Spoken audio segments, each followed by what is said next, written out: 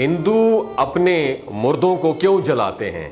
Nadreen, Hindu अपने मरने वालों को क्यों जलाते हैं? मरने के बाद जलाए जाने के लिए हिंदुओं की पसंदीदा जगह कौन सी है इस दुनिया में? और क्यों हिंदू मरने वालों की राख गंगा में ही क्यों बहाते हैं? और हिंदू धर्म में किन लोगों को दफनाया जाता है और किन को जलाया जाता है? हमारी आज की वीडियो का मौजू यही होगा और आपने हमारी इस वीडियो के आखिर तक हमारे साथ जुड़े रहना है। और आज हम आपको हिंदुओं की आखिरी रसूमात के बारे में चंद दिलचस्प हकायक बताएंगे। नादरीन, हिंदुइज्म में मरने के बाद आखिरी रसूमात के मुतालिक अकायद हिंदू मजहब के अकीदा में मोक्ष, मोक्षा या मुक्ति यानी उखरवी निजात का कॉन्सेप्ट है, जिसके तहत अगर इंसान मरने के बाद उसका जिस्म जिन अनासर से बना है वो अगर अपनी असलियत को वापस ना लौटे तो वो मुक्ति यानी अब्दी सुकून नहीं पा सकता और उसकी रूह दुनिया में ही भटकती रहती है। नाजरीन, हिंदू मजहब के अकीदे के तहत इंसानी जिस्म पता है कितनी चीजों से बना है? 5 चीजों से बना है।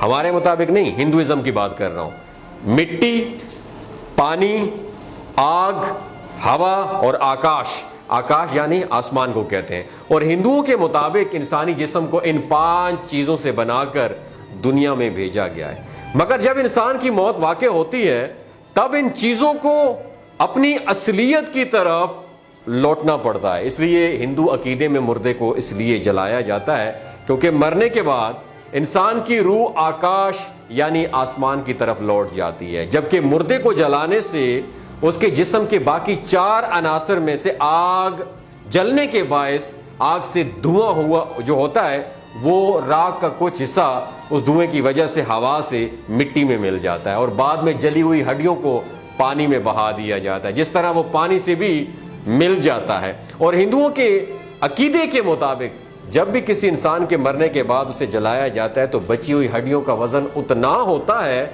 जितना पैदाइश के वक्त उसके जिस्म का वजन वेट होता है, यानी वजन होता है। नाजरीन, अंतिम संस्कार का आपने नाम सुना होगा मूवीज में, स्पेशली तौर पर। अंतिम संस्कार या अग्नि संस्कार के अलावा हिंदू धर्म के अकीदे के मुताबिक जल घाट या जल अर्बन यानी मुर्दे को बहते दरिया में बहा दिया जाता है।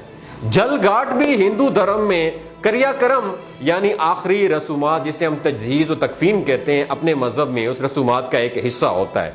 नादरीन, हिंदू मजहब में भारत का शहर वाराणसी बहुत मुकद्दस ख्याल किया जाता है। ये शहर दरियाए गंगा के बिल्कुल किनारे आबाद है, जो बजाते खुद हिंदुओं के नजदीक मुकद्दस दरिया की हैसियत रखता है। नादरीन, चूंकि वाराणसी शहर और दरियाए गंगा दोनों हिंदुओं के नजदीक मुकद्दस हैं, इसलिए उनकी ये कोशिश होती है कि अपने मुर्दों को वहां गंगा के किनारे ले जाया जाए और उन्हें वहां पे जलाया जाए। और यहाँ पे कई शमशान घाट बनाए गए हैं, जिस तरह हमारे जनाजा गाह होते हैं उनके शमशान घाट होते हैं। यहाँ रोजाना औसतन 300 मुर्दों को जो चिता होती है उसको जलाया जाता है। हिंदुओं का ये भी अकीदा है कि जिस शख्स का इंतकाल वाराणसी शहर में हुआ उसे नरक यानी दोजख से निजात मिल जाती। जिस तरह हम कहते हैं कि हमारा अगर हरम शरीफ में, सऊदी अरब में, मक्का शरीफ में, मदीना शरीफ में किसी का इंतकाल हो जाता है और जन्नतुल बकी में उसको दफन किया जाए तो उसे दोजख से निजात मिल जाती है और डायरेक्ट जन्नत में जाता है। सेम उनका यही कॉन्सेप्ट है कि जिस शख्स का इंतकाल वाराणसी शहर में होता है उसे नरक यानी दोजख से निजात मिल जाती है और वो सीधे स्वर्ग यानी जन्नत में चला जाता है। इसलिए वो अपने करीबुल मर्ग अफराद को जो मौत के बिल्कुल करीब होते हैं उनको वाराणसी शहर में ले आते हैं और जहां उनके मरने का इंतजार करते हैं। नादरीन, हिंदू धर्म में अंतिम संस्कार या अग्नि संस्कार ही अतम तरीका है जिसके बगैर आत्मा रूह को मुक्ति नहीं मिलती।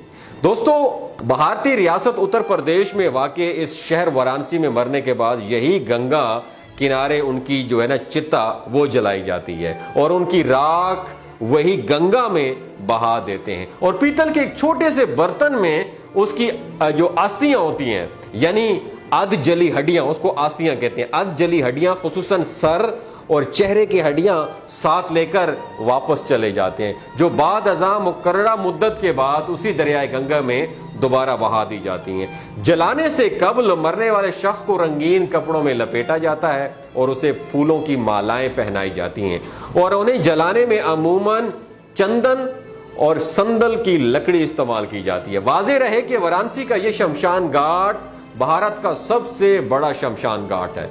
नाज़रीन, अगरचे हिंदू मजहब में मुर्दों को दफनाने का कोई कॉन्सेप्ट मौजूद नहीं है, मगर आप ये जानकर हैरान होंगे कि बाज़ अफराद को हिंदू भी जलाने की बजाय दफनाते हैं, मगर उसकी कुछ शराइत हैं।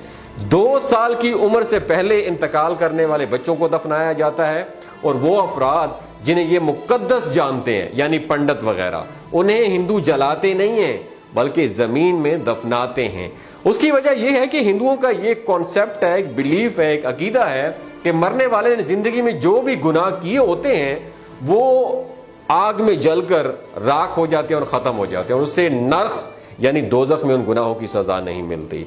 अब चूंकि 2 साल से पहले मर जाने वाले बच्चे और मजहबी शख्सियात हिंदुओं के नजदीक गुनाहों से पाक होती हैं, उसलिए ये जलाने की जरूरत उन्हें महसूस नहीं होती, ना वो जलाने की जरूरत महसूस करते हैं, बल्कि उनकी समाधि बनाई दी जाती है।